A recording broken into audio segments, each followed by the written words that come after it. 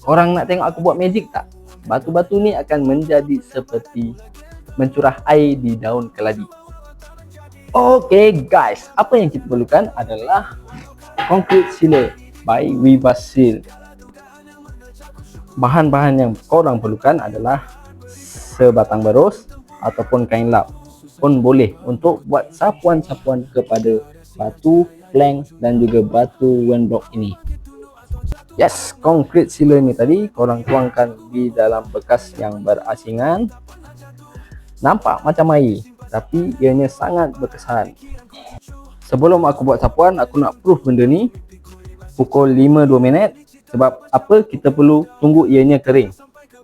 Barulah kita boleh buat uji kaji daun keladi. Tujulah awal akhir sebelum menampung badai. Demi yang menanti jangan sekali malu adik-adik. Adapun ku sembahkan syukur padamu ya Allah untuk nama.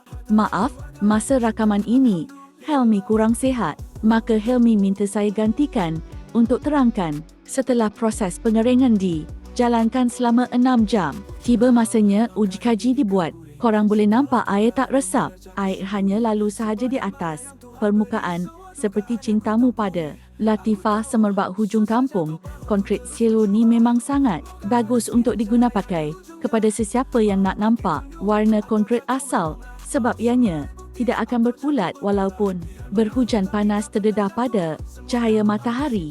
Di sini korang boleh nampak tempat yang Helmi sapu dan tak di atas bata pasir ni pun tak serap. Apa lagi yang kau mahukan? Ianya telah pun dibuktikan.